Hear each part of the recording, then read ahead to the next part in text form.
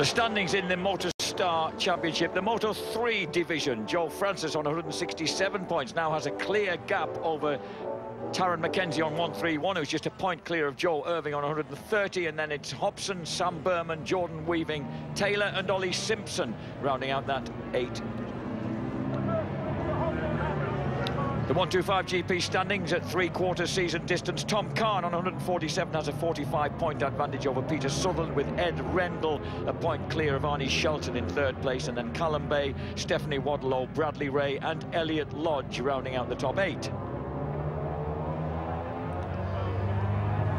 The starting grid looks like this, with Andy Reid on pole position ahead of Joe Irving and Joe Francis. Second row, Taron Mackenzie, Jordan Weaving and Ed Rendell. The third row, Tom Kahn, Peter Sutherland and Callum Bay. And the fourth row, Taz Taylor, James Hobson and Elliot Lodge. So awaiting the start then of the Motostar Championship here at Donington Park in beautiful weather conditions. There is a cool breeze, but that's not going to bother the lads too much out there actually on the motorcycles as they line up for the start with a pretty full grid there. It's looking impressive. We've got some of the riders that we don't always get. Taz Mackenzie actually is just in a big battle here for second place in the championship. Rather lost touch with the leader, but anything can happen here at Donington Park. Wow! Andy Reid made a perfect start there from. It was a perfect start from Paul. On the two-stroke there is Andy Reid, the Ulsterman. So fantastic start then from Andy Reid, late into the championship, of course, as a substitute for the injured Cat. Someone's off straight off on the first turn. That race, it's amazing how the first. It's one of the KTMs. One of the KTMs. It is one of the KTMs. So Reid, Mackenzie, Irving, Weaving, Francis are all out there. So too is Tom Kahn. And then Sutherland, Callum Bay, Ed Rendell in the top 9. But Andy Reid, what a blistering start. And it's number 24 who's gone down, Dan Costilla from the USA on the Replicast UK Honda. And no wonder he's a bit frustrated, the lad, if he's come all the way from the USA to do that. He's been here all year. An early bin. He hadn't just come for this trip. Yeah, Andy Reid on the two-stroke, the RS Racing Honda there, the 125. That's the fella. Lad been out racing for quite a long time. He broke his leg, you know, on the first time out in testing in Spain on a Superstock 6. About his third lap, fell off, broke his femur. Just after that, his dad. Oh, lots of shenanigans. He's going to come back across the track. That's number 10, Peter Sutherland, the Glaswegian on the Kinpack Racing Floor Coat UK. Aprilia making a mistake at the Fogarty S's. So this is a good, terrific really comeback from Reid. And not only that, he's racing on a sort of meeting-by-meeting basis. He ain't got a lot of money. His dad died at the same time as he broke his leg. He's had a complete nightmare, as Andy Reid's a really lovely lad as well. We saw him go really well at Cadwell, and if he had kept his knee in that race with Joe Francis, he'd actually won the race. And we've got another guy running off track and rejoining frantically as we see Jordan Weaving elbow to elbow with Taz Mackenzie down the straight there. And Joe Irving snatches the lead then. Irving, Reid, Mackenzie. Oh, it's Reid, Irving now. Reid back in the lead at Redgate. They're fencing a little bit them two. But Irving, another lad who's going really quick. The Huddersfield lad is on his 16. Is Joe Irving on the KTM. That's the 4-stroke. And this is a classic 2-stroke versus 4-stroke battle right at the front of this one. There's his start. You couldn't have got much of a better start than that. And watch the way that Andy Reid, the man in front of the minute, look, cuts right across to the inside and doesn't even bother going back to the outside. That's to stop anybody sneaking up the inside, look. Worked for him that lap. Doesn't always. I'm really impressed with Joe Irving. He's coming on a bomb, isn't he, this lad? Because he kind of struggled to hold the pace of these. Oh, this is a mistake by number 10, Peter Sutherland. Seems to have a little minor coming together with Ed Rendell. Yeah, and this is Joe Irving and Andy Reid. Look right at the front. Joe Irving takes it up the inside on the 4-stroke KTM 250. Number 66 is Irving. But, yeah, Irving's kind of funny. He's raced all his life. He's done all sorts of grass track and mini motors and everything. I've known the lad since he's been forever, because I know his dad, and he only lives about 3 or 4 miles away from me. But he's at the stage of his career where he's always had to have somebody in front of him and to learn as the racing goes on. But now he just seems able, this last couple of meetings, just to be able to set his own kind of pace. And this does happen. Sometimes, you know, riders at a young age are able to set their own pace and some aren't. And he's one who's just in a little bit of time to get going. The two-stroke's quick. Look at Andy Reid. He's got a problem. It's a problem, that's why. He suddenly looked up over his shoulder and he's tried to flick through gears. He looks over his shoulder, he gets himself, he seems to have got them back. He's got them back into some form of transmission. And he just secured the lap record on that lap. A lap record for Joe Irving, 139.791, and then he starts to have a problem. Something's wrong with the bike. There is definitely something wrong with the bike, I think. And like you say, it's like he got it into a false neutral, then couldn't get it back in the right gear. Well, James, what's impressed, you know what you were saying, how something suddenly clicks with the lad. He couldn't. Now he's getting overtaken by Taron McKenzie into the old hairpin pretty tidily, or even going through McLean's. Let's get to the right piece of track. And you're dead right. He's looking down at the left-hand side of his bike. That would be the gear change side, and it looks like he's got a. Yeah. What's that? Oh, that's a piece of tape. That is a piece of tape, and that would have been. Oh, he's really slowing up now. Yeah. He's definitely out. This man here is Joe Irving. He looks like he's definitely out. The KTM 250 has conked, basically. Well, I'll tell you what, James, I know he'll feel bitterly disappointed right now, but he should realise that this is a real breakthrough for him. He's now able to run the sort of pace of McKenzie and Francis that he wasn't able to do in the first half of the season. Correct. And something's clicked with him. The gearbox isn't right now, but something has. The debris we saw on the track, I'm fairly convinced, is a piece of tape. What these riders do, they don't run thermostats in these bikes, so they put an amount of tape on the radiator, depending how cold it is, ambient temperature, and if the bike starts to get too hot, they have a little piece of wire around the handlebars and they pull a piece of tape off, and that's how they regulate the temperature on these things. Leave it to snare another competitor behind them. Correct.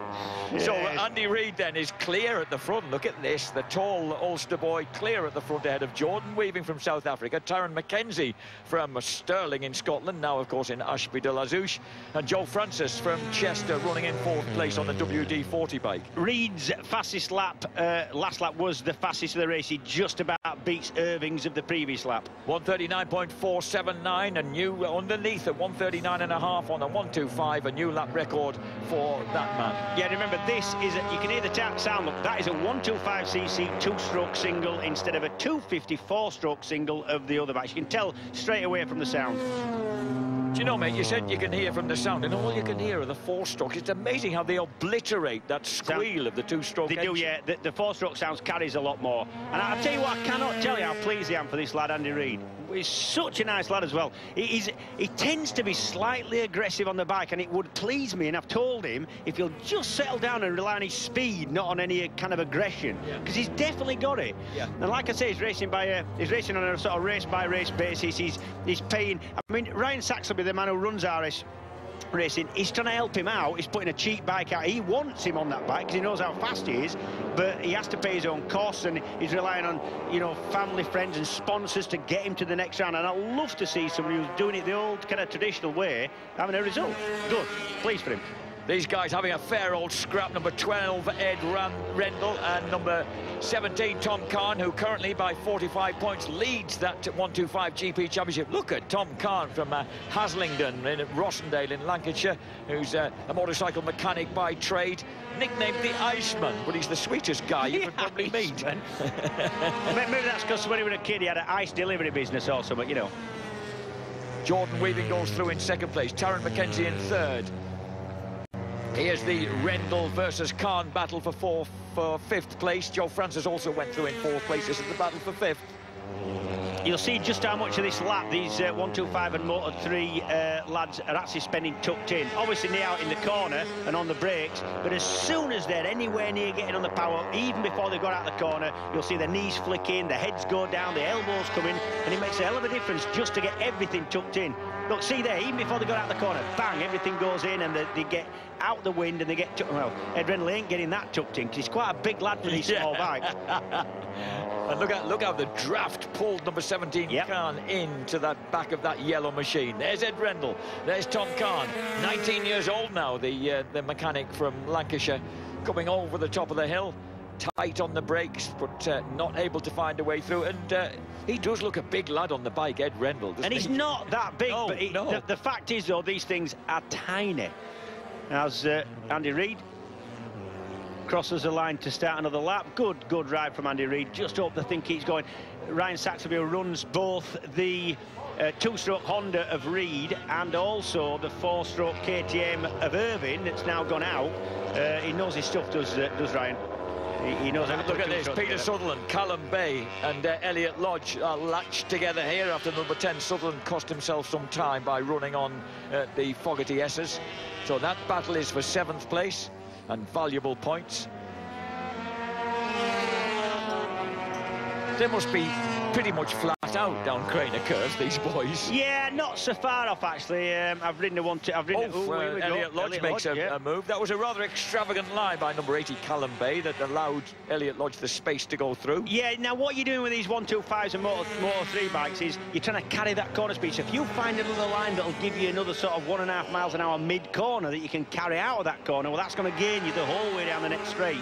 So that's what they're searching for. A lot more sort of extravagant sweeping lines on these.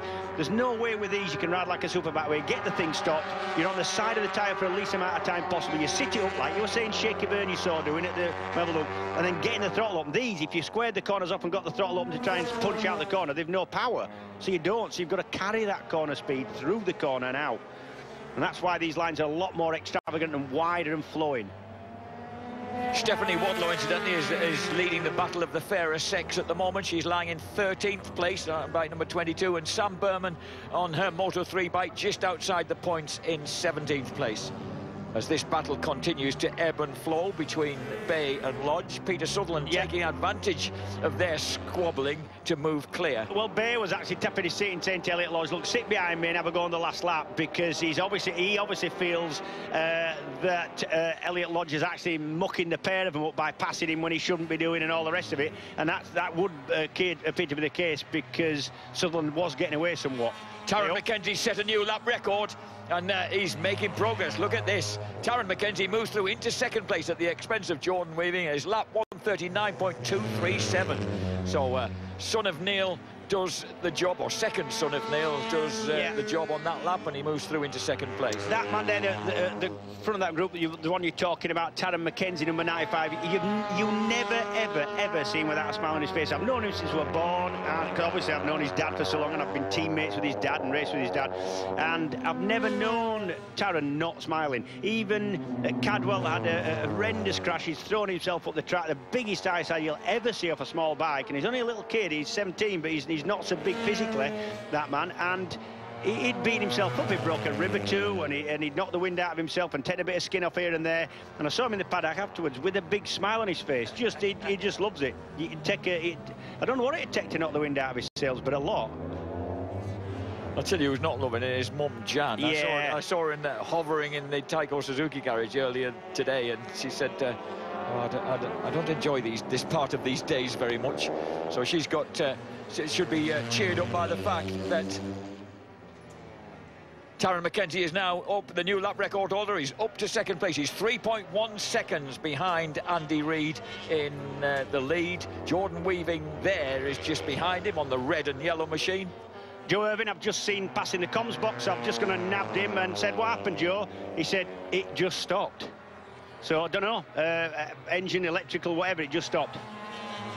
So bad luck then for Joe Irving, but as we were pointing out, quite a breakthrough meeting for him really, to prove that he can run the pace of these fellas and do it confidently on his own at the front. Look at the difference if we get chance between Ed Rendell, who can't get tucked in on the little bike, and number 95, that man there, who can. Taron McKenzie is so small physically, there's nothing sticking out from the, I admit, fairly big fairing for a small bike on that KTM. If you get a frontal shot of that going down the straight, there's nothing sticking out at all, look. Just his head as he takes the tear off. Incidentally, while we're watching the 125 mod stroke 254 stroke Motostar champion, there's a lot going on behind here, because we've not only got the battle between Mackenzie and Weaving. Joe Francis there is running not at the sort of pace we expect of the Chester boy, but look at this battle going on behind him. Still Tom Khan trying to wheedle his way past number 12 Ed Rendell. Ed Rendell so far not making it. Yeah, Ed Rendell trying to tuck himself in and failing miserably. I'm surprised at Joe Francis, because a tall, cool kid who's been running so impressively in the first half of the season. Yeah, and I tell you what, he did it without a quick bike, you know, first half of the season. That's a Honda. Most of the Moto3 bikes are KTM 254 strokes.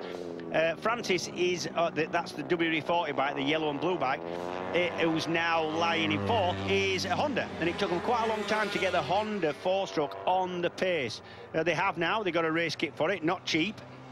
But they've got the thing going fairly well, and it is unusual for him to be down in fourth. You'd expect him to be right up there with Reid and with Mackenzie.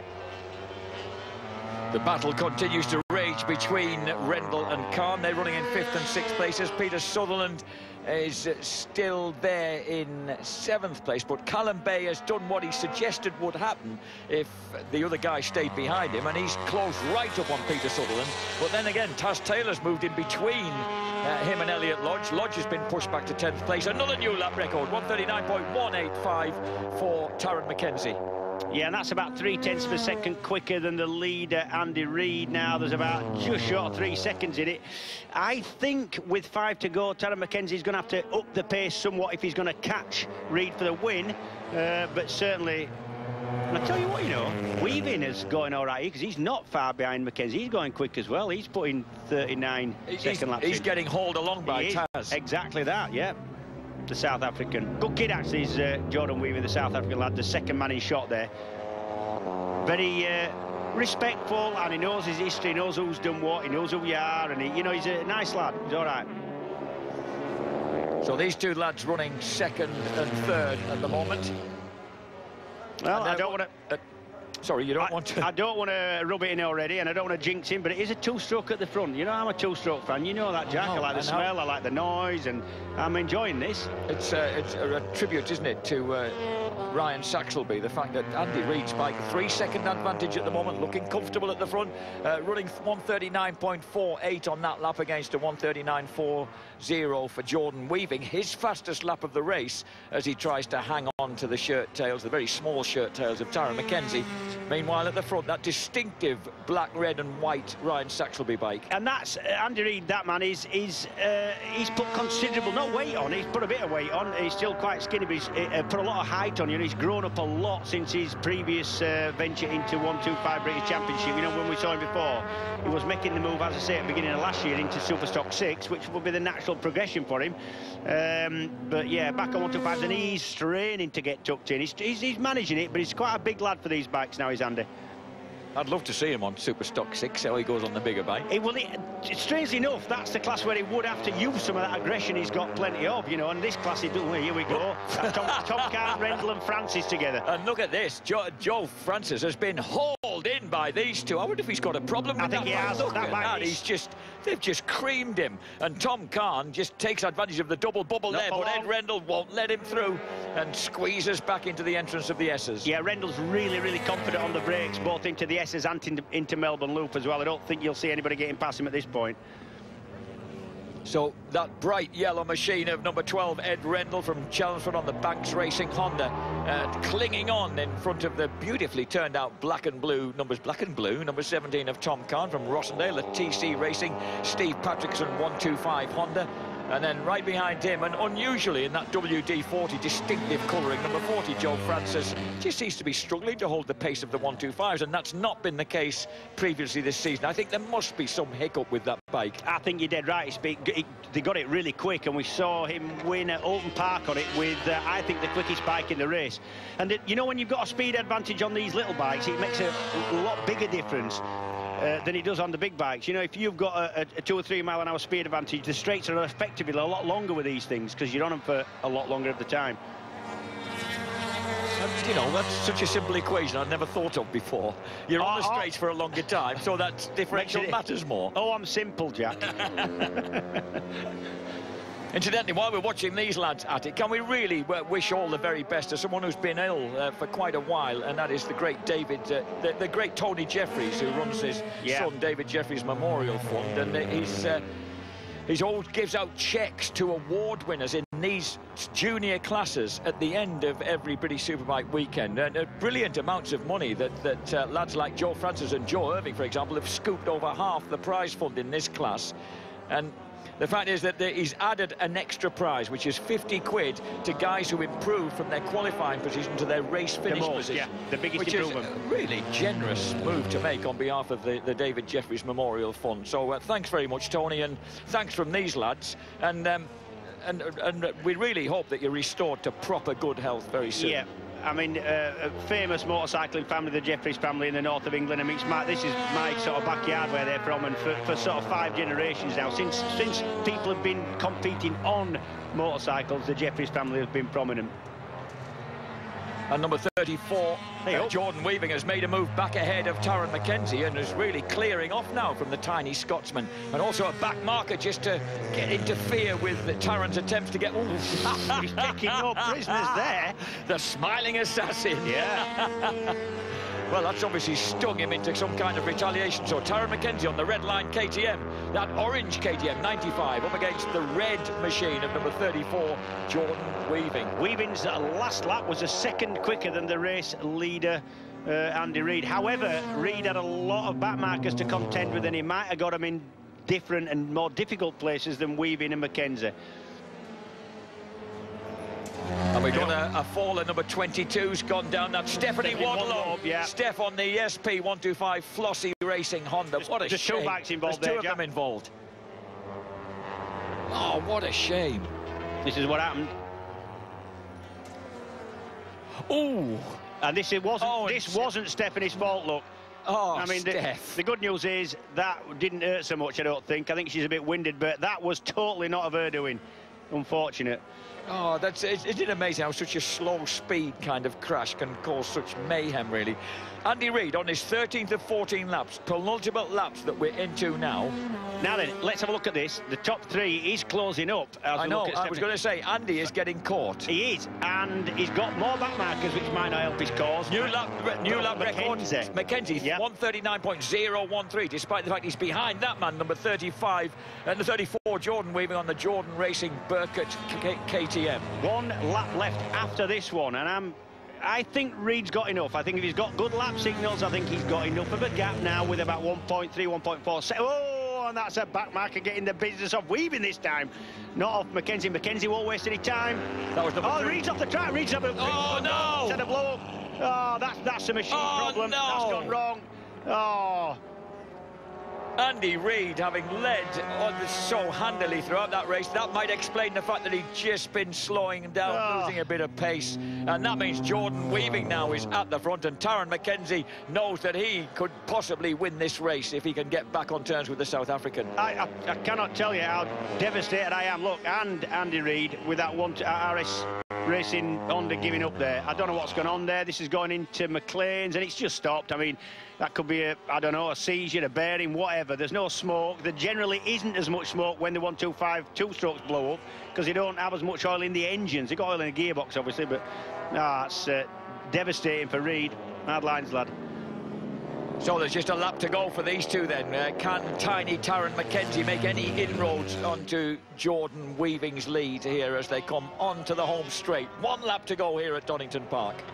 And I would not bet against Mackenzie at this point. I mean, it looks a bit of a gap, but if he gets anything like a sniff at Jordan Weaving for this winner, particularly now it is going to be a win, not a second, this Taron won't kind of take any prisoners. I don't think. Oh, I hope there's somebody else off.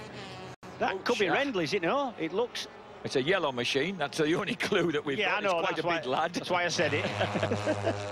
Meantime, look at this. 34 versus 95. Who's going to win this battle of the game? It's Rendell who's gone down. Ed Rendell, who was having that race-long battle with Tom Kahn, has dropped it. Rendell goes out. Francis is elevated back to 4th place for his patience. And now Taz Taylor gets to what best result of the year for him. Moves up to 5th place. Callum Bay, 6th. This is shaping up this, because I'll tell you now, there's back markers. This could get a bit messy, I've got a feeling. Honestly, I'm telling you. Taz is right behind behind him, gets a terrific draft, pulls out, cuts back to try and defend into the Fogarty S's. Oh, and there's back markers there. Jordan Weaving cuts back underneath. Number 18's the man in the mix. They've gone to either side. They've sandwiched him on the run down. Who's got the better run down despite the balking? Looks like Weaving, but they're both going wide. They've both gone really well wide. Taz McKenzie gets squeezed even wider than he wanted to be by Jordan Weaving, but he gets alongside him. They touch one another up the hill. And a wobble from McKenzie. Can he hold it tight? Oh, they're way deep into Goddard's. McKenzie runs wide. Weaving Jordan jauntily drags him safe. Well, they're back inside. Jordan Weaving takes it. I've never run out of vocabulary before. Weaving beats McKenzie to the line in an extraordinary finish, miles ahead of Tom Kahn. But the backmarkers played an entertaining role. A massive part. That was all by the backmarkers and which side you went of them. This is what I'm saying. You know, if you get first chance at them backmarkers, you've got an advantage. That was a mega into that race. And look, neither of them are that bothered. They both sort of happy they both stopped on because they both had a go at that, I'll tell you. That was a proper stop. Number 18, Paul Dobb. Well, he had the best view of the whole scenario there. Jordan Weaving then takes victory in the narrowest of finishes. Then, oh, here it goes. Here we go. Yep. That's number 18. That's Paul Dobb just playing his part. Look, they both. The problem with Mackenzie's gone for the inside because Weaving went for the outside at the Fogesses. But then Weaving's got the outside, and that carries more speed out the corner, you see. His bike's going quicker. And the problem for Mackenzie is he got stuck on. He decided to go for the outside because Weaving was defending. And this is going into the last corner. They're having a go. And watch. Mackenzie decides to let his brake off. If he'd have let Weaving go at this point, look, he doesn't. He lets the brake off to try and push him wide. That was proper fencing for 3 corners. They were both trying everything they knew there. A sporting conclusion to a ripping contest then.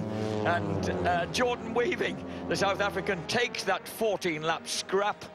And this is what the results look like. With Taron McKenzie in second place, Tom Kahn third, Joe Francis fourth, Taz Taylor, great ride by him, James. He punched his way through past Callum Bay, past Elliott Lodge, past Peter Sutherland. He really rode a strong second half to his race. Hobson finished in 9th place, the 4th Moto3 bike, ahead of Arnie Shelton and Callum Bayford. Number 44, Jake Bayford, beg your pardon, Callum, on the Jake.com Honda. Jake Bayford in 11th, ahead of Asher Durham and Jason Uribe. But that was some ride by Taz Taylor as well. The 2 Tazes having a fairly uproarious time of it out there. And we lost number 33 with a technical problem right near the end of that race. Jordan Weaving on the Moto3 KTM, the Jordan Racing Burkett KTM, beats the Redline KTM of Taron McKenzie in a dramatic conclusion. The gap doesn't tell the story at all. Tom Kahn is leading 125 and leading that championship in 3rd place after the demise of Ed Rendell. 4th for Joe Francis. 5th, Taz Taylor on the Lighton Honda ahead of Callum Bay, Elliott Lodge, Peter Sutherland, and then Hobson on the Moto3 bike, and Arnie Shelton in 10th place. 11th goes to Jake Bayford ahead of Asher Durham and Jason Uribe. And he's followed home by number 79, Chris Taylor from Coventry. I love this, on the Elevator Bridle and Saddle Company Coventry Ducati Honda. There's a splendid mouthful. Ahead of Sam Berman into the point. She finished in 15th place ahead of Greenwood, Owens, Vernon, Taron and Vincent. So the championship standings, there's more than one championship to contend with, of course. That brilliant race win by Jordan Weaving, number 34. He's down in 6th place because he changed classes partway through the season. But the leader of the championship, Joe Francis, on 183, is 32 points ahead of Taron McKenzie, with Joe Irving in 3rd place. 4th for Hobson ahead of Sam Berman and Jordan Weaving. Chris Taylor 7th ahead of Booth Amos, Simpson and Waring. And this is how the race looked, with a storming start from Andy Reid on the Ryan Saxelby 2-stroke. He just whipped off to the front ahead of those barking KTMs as they poured into the first turn. We did have one casualty going through turn 1. One of the American contenders went down. Meanwhile, at the front, Joe Irving showing a real new lease of life on the number 66. the Toden Tatey pub, KTM. But then he began to have a problem, fishing for gears down the main straight. He had to get out of the way of Andy Reid, Jordan Weaving and Taron McKenzie. Andy Reid had a huge lead at this point, relatively speaking, as Jordan Weaving and Taron McKenzie started to engage, and McKenzie set his first fastest lap. And then a huge high side out of Goddard collected the unlucky blue machine there, one of our lovely ladies, Stephanie Waddlow. And then Andy Reid, race leader the whole way, went out with an engine problem. That left Taron McKenzie to take on Jordan Weaving, dropping down into the Fogarty S's. But Paul Dobb was right there in front of them on the white machine, number 18. They went each side of the back marker. The faster outside line benefited Jordan Weaving. They dropped down towards the Melbourne Loop, and it was all to play for at this point. The two of them absolutely side by side. Weaving had the advantage. They both forced themselves wide. Paul Dobb came back into the equation for a moment then before they blasted back uphill. And then look at this, once, twice, 3 times they went for each other's throats. And then running deep into Goddard's, Taron went too deep. Jordan said thank you very much and gassed his KTM out of Goddard's to take victory from Taron McKenzie at the end of a truly enthralling race. Well done, boys. That was a gas. Well, third place finisher is Tom Khan. He joins me now. Tom, how was the race for you from the very start? It looked like you had a fairly steady affair out there, to be honest with you. Yeah, I knew I just had to settle for some points, really, today. So I was just hoping to see what we could get, but we just sat behind Ed. And went on the gravel on the second to last lap, and it made a bit of a mistake. So Ed got high side out of Melbourne, so I just sat there and got the points, and that's the way I need to do to win the championship. Absolutely. We should point out to everybody at home, perhaps they're new to this championship. You're wearing first because you were the first of the 125, so we should just explain that here. But what does this mean going on to the next round for you? Basically, just sit back and hopefully get some points, and I've got enough lead to finish it at Assen if I do the business. So just like to say a massive thanks to Steve Patrickson. The bike's been mega all year, and Andy and Sally Swift have helped me all year. Everyone who's helped, Karen Leisure, Regina Chain, Trains First, Dunlop, everyone who's helped, Mum and Dad, it's been a mega. Brilliant. We'll let you go to the podium. Very well done. Tom Khan there, our third place finisher. And as he said, he could wrap up the title there in Holland if he can. Let's get our second place finisher. Our second place finisher who's talking to James Whittam off here. And why not? Because Uncle James wants to know everything that happened with Taz McKenzie out there, as do we. Well, bit of bumping, bit of barging, bit of grass track, out braking, proper fencing, as Whit said in his commentary. You got the broadest grin as ever on the up here for the interviews, Taz. Talk us through those last few corners from your point of view. Well, on the second to last lap, Jordan just had that gap on me and I couldn't quite get it, and then he ran wide going out of the old hairpin and I caught him, so I was like, right, game on. And I knew that I could pass him down the back straight.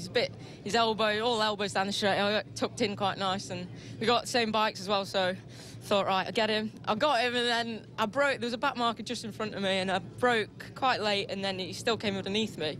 Then he got the wrong way of the back marker, so I got underneath him there, and then we're bashing elbows, and then into the hairpin, he outbraked me, and then coming out of there, I had no choice but to just go on the grass and try and pass him, which I did, and then into that last hairpin, it was a bit mad, really. I just tried outbraking him, which I did, and then there was a back marker, and I was like, I had to let off the brake because I thought I was going to tuck the front and hit the back marker, but yeah, I got it both runners wide, and then yeah, he got me to the line, which is fair enough, but got some points back on Joe, so it's a really good weekend. Especially after Cadwell Park, the accident there, good, like you say, to get those championship points back underneath.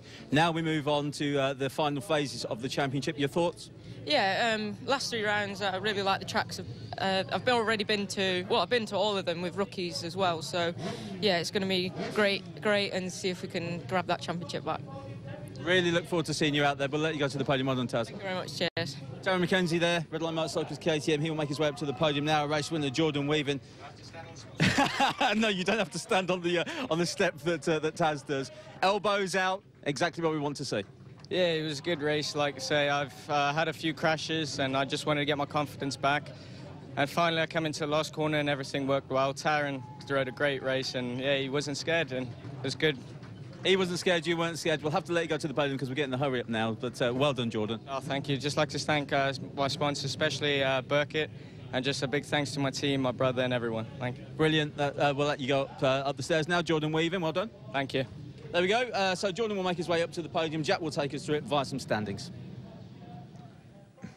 The Motostar Championship, the 125 GP standings at three-quarter season distance. Tom Kahn with a handy 59-point lead over Peter Sutherland.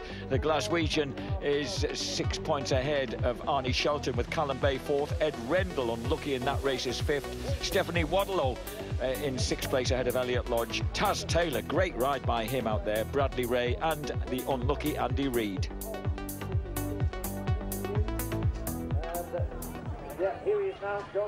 And as the Cup lads disappear off the podium, we await I beg your pardon, that's the 125 GP boys, with Tom Kahn there in centre stage, having taken victory.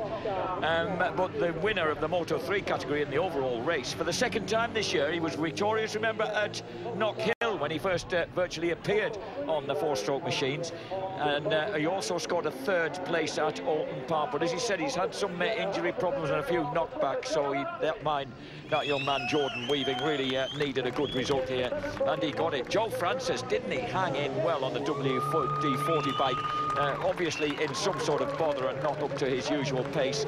Second place went to Taz McKenzie in a very, very memorable finale, but it's this lad, the 16-year-old from Cape Town, South Africa, who finished 7th in the championship last year, was on the rostrum at Snetterton, at Assen, where he's got a race to come, and Thruxton, who enjoys the winner's spoils. Joe Irving gets the third place trophy for the WD-40 team. Redline KTM's Taron McKenzie gets the second place trophy. And the winner, he had his first race in the United Kingdom, the British Thunder Sport Championship at Brands Hatch back in 2010. And here he is on top of the box in the Monster Energy Motostar British Championship. Congratulations then to Jordan Weaving. So there we go then, a South African, a Scot and an English rider top the podium after what was a stunning small bike race here at Donington Park. We're going to take a short break. We'll see you back here for the Superstock and plenty more next.